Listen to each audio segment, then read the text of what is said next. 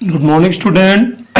SST के online class में आपका स्वागत है। इस समय हम लोग राजनीति विज्ञान के फर्स्ट चैप्टर लोकतंत्र क्या और लोकतंत्र क्यों को पढ़ रहे हैं।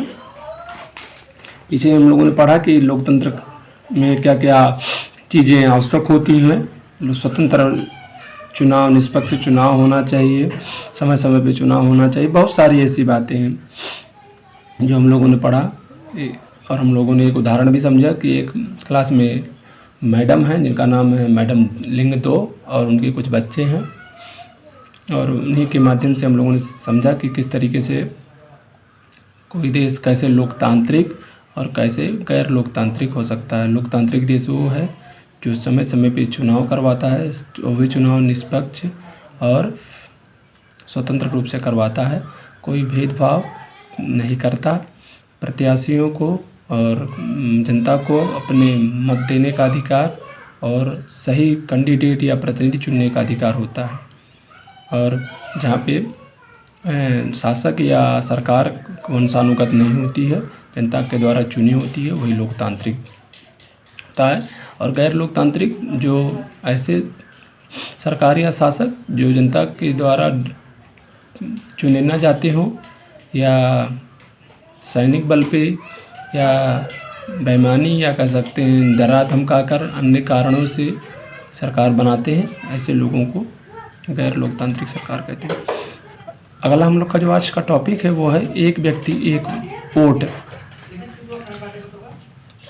होता क्या है कि सबसे बढ़िया यही होता है कि एक व्यक्ति एक रोल होना चाहिए। पिछले अध्याय में हम लोग पढ़ भी चुके हैं कि किस तरीके से लोकतंत्र के खातिर जो संघर्ष होता है या लोकतंत्र के संघर्ष में जिन लोगों ने जो सबसे ज़्यादा महत्वपूर्ण चीज़ों को प्राप्त किया था वो था सार्वभौमिक मताधिकार।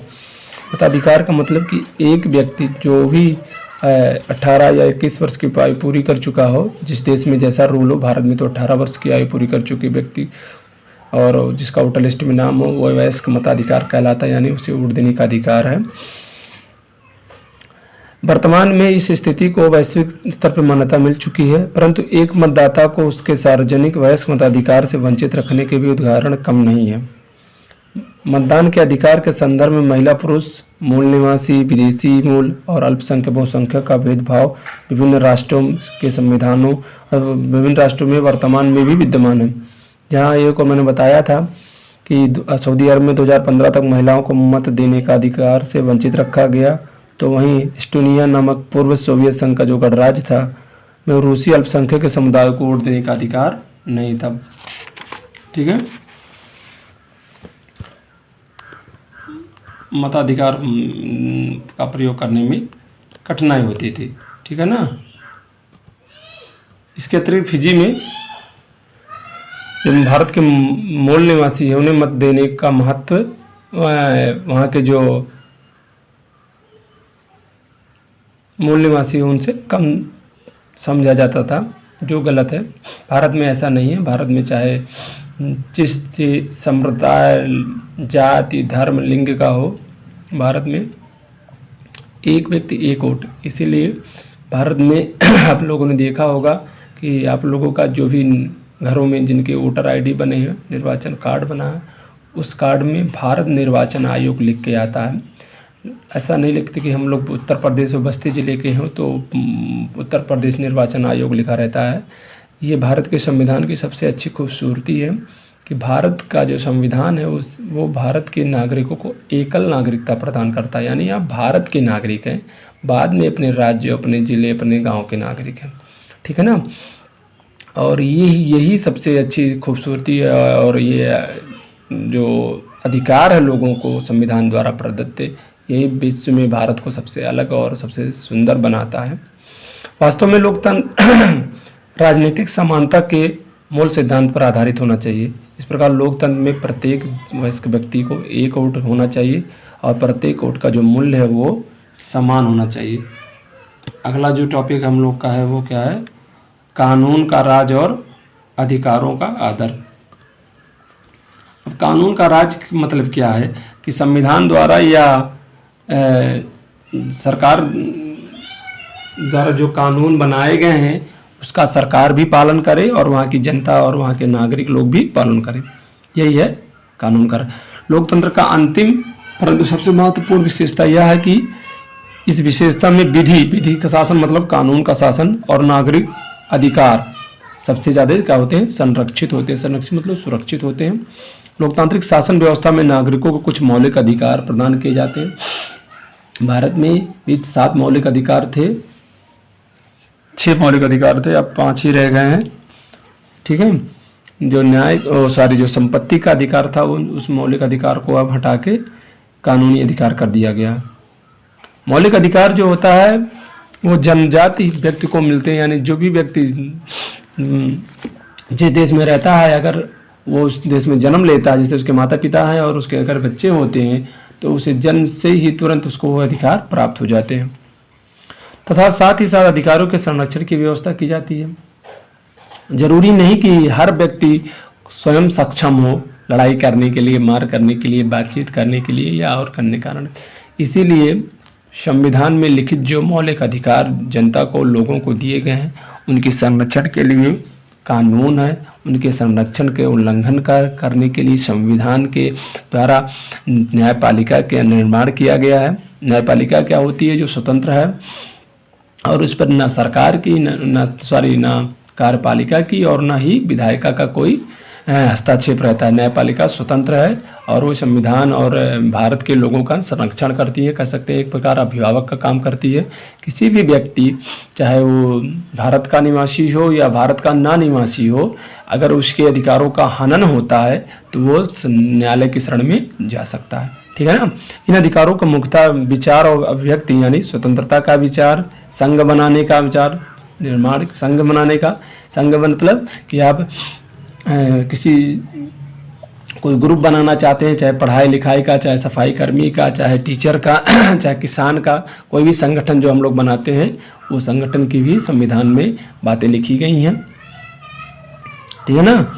राजनीतिक गतिविधियों में सहभागिता के जो आप लोग रैली निकालते हैं, जो भाषण होता है, ये सारी चीज़ों की संविधान में बातें की गई हैं। ठीक। कानून की दृष्टि में क्या है, सभी को समानता का अधिकार है। अवसर की समानता आदि शामिल है। अवसर का समानता मतलब नौकरी, शिक्षा, बोलने, ये सभी में बराबर का अधिकार दिया जाए। ऐसा नहीं कि कोई उच्च वर्ग का है या संपत्ति उसके पास अधिक है या समाज में उसका हनक है, कह सकते हैं दबंग बाहुबल टाइप का है तो उसे ज़्यादा बोलने का मौका मिले या उसके आगे किसी को बोलने का ही मौका मिले, ऐसा नहीं। यही है अवसर की समानता। जॉब लगे, नौकरी, उसमें भी बराबर का अधिकार मिले, शिक्षा या इंस्टीट्यूशन में भी उसको बराबरी का अधिकार मिले, ये होता है अवसर का। और कानून की दृष्टि में सभी लोग समान होते हैं। न जाति, न धर्म, न लिंग, न भेद, न क्षेत्र, न काला, न गोरा, किसी भी आधार पर जो कानून होता है या राज्य या देश होता है वो भेदभाव नहीं करता है।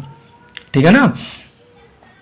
और इसी के संरक्षण के लिए भारत में कह सकते हैं लोकतांत्रिक शासन व्यवस्था में सबसे महत्वपूर्ण भूमिका क्या है, न्यायपालिका। मैंने बताया, उदाहरण क्या दे रहा है, भारत की न्यायपालिका को अनुच्छेद 32 के अंतर्गत मौलिक संरक्षक या मौलिक अधिकारों का संरक्षक कहा जाता है। अभी मैंने बताया कि जो हमारा न्यायपालिका है या न्यायालय वो क्या है, हमारा संरक्षक या अभिभावक है, वो स्वतंत्र है। वो आप स्वयं भी जा सकते हैं या आपकी बातों को स्वयं कोर्ट संज्ञान लेके सरकार को, विधायिका को या कार्यपालिका को सलाह या निर्देश दे सकता है। ठीक है ना। सरकार को संवैधानिक कानूनों के अनुरूप ही आचरण करना पड़ता। मैंने बताया कि ऐसे सरकार ये नहीं है कि सरकार आपकी सरकार बन गई, आपकी सत्ता है तो आप संविधान के कानूनों के खिलाफ या उसका अनुसरण नहीं करेंगे। आपको वही काम करना पड़ेगा जो संविधान और जनता के हित में है। ठीक है ना। निर्वाचित सरकार को मनमाने ढंग से काम करने या कानून बनाने का अधिकार नहीं हुआ था। अपने क्रियाकलापों के लिए जनता के प्रति उत्तरदायी हो। मैंने बताया भी कि लोकतंत्र का सही माने वही है कि वे लोग जो जनता के द्वारा चुने जाते हैं और जनता के हित, जनता के सुख दुख के लिए ही बात करते हैं। जो सांसद या विधायक विधानसभा या लोकसभा में जाते हैं या संसद में, वो क्या करते हैं, यहाँ के लोगों की बातें, इनके कल्याण के लिए, इनके अच्छे काम के लिए, अच्छे स्वास्थ्य के लिए, शिक्षा के लिए अच्छे कल्याणकारी योजनाएं बनाते हैं, अच्छे कानून बनाते हैं। तो ये नहीं है कि ये अपने मनमाने तरीके से कर सकते हैं। अगर ऐसा ये लोग करते हैं तो जनता के पास अपना एक हथियार है कि जब भी अगले साल, अगले बार चुनाव होगा तो जनता ऐसे खराब प्रत्याशियों को या लोग जो गैर लोकप्रिय प्रतिनिधि उनको हटा देगी। ये सबसे बड़ा हथियार जनता के पास है, जो वो है वोट देने का अधिकार या मत देने का अधिकार, है ना। इस बात के लिए सबसे अधिक सचेत रहना पड़ता है। मतदान के समय सभी नागरिक अपने मत का उचित तरीके से प्रयोग कर सके। यही इसलिए कहा जाता है कि जब भी मतदान का समय आए, मतदान अपने आप में स्पष्ट है। मतदान मतलब अपने आपके विचारों का दान। ऐसा नहीं है कि आप किसी लोभ, क्षेत्र, जाति, भाई या डर के कारण किसी प्रत्याशी को चुन लें। इसीलिए जब भी इलेक्शन होते हैं, चाहे ग्राम स्तर के हों, विधायकी के राज्य स्तर के हों या केंद्र स्तर के, जितने भी चुनाव हों, सभी चुनाव में निष्पक्ष और स्वतंत्र रूप से आप अपने प्रत्याशियों को चुने। जो अच्छा प्रत्याशी हो उसको चुने, क्योंकि वो प्रत्याशी क्या करता है, आपका प्रतिनिधि है और बाद में आपका प्रतिनिधित्व करता है। अगर आप ऐसा अच्छे प्रत्याशी को नहीं चुनते हैं तो वो फिर आपके जो विचार हैं, आपकी जो समस्याएं हैं, वो आगे तक पहुंचा नहीं पाएगा, ताकि निर्वाचन में उसकी इच्छा अनुसार प्रतिनिधि निर्वाचित हो सके। मैंने अभी बताया। साथ ही इस बात का भी ध्यान देना चाहिए कि निर्वाचन में कोई धोखाधड़ी या पक्षपात न हो। ये काम निर्वाचन आयोग करता है। निर्वाचन आयोग इस बात का ध्यान देता है कि कोई भी गड़बड़ी ना होने पाए, कोई प्रत्याशी पक्षपात न करने पाए, कोई व्यक्ति या कोई प्रत्याशी किसी जनता को या वोटर है उनको डरा धमका के, लोभ या किसी कारणों से किसी तरीके का लाभ पहुंचाकर उनसे वोट की उम्मीद न कर सके। ये सारी बातें जो होती है वो केंद्रीय जो चुनाव आयोग है, उस चुनाव आयोग का ये काम होता है।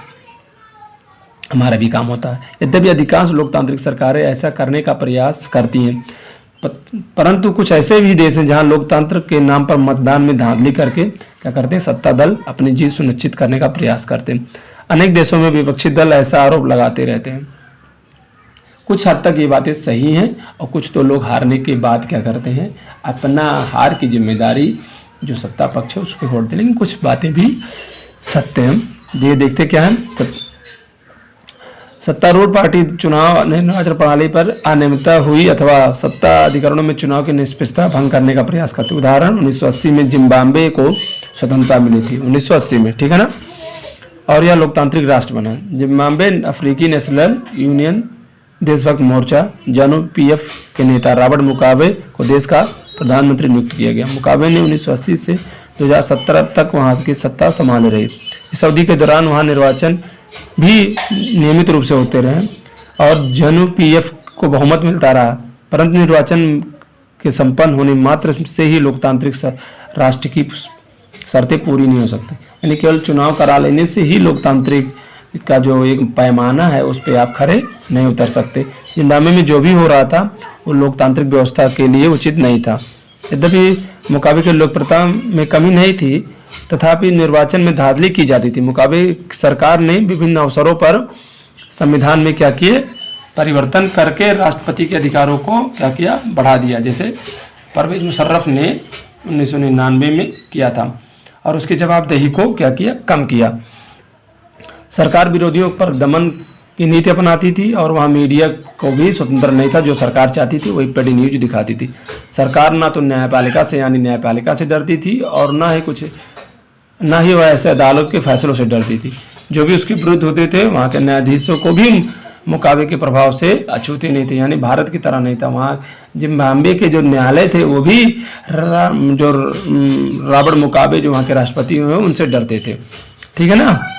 2017 में राष्ट्रपति मुगाबे को हटा दिया गया। इस उदाहरण से स्पष्ट है कि किसी लोकतांत्रिक सरकार का लोकप्रिय नेता भी कुछ परिस्थितियों में तानाशाह हो सकता है।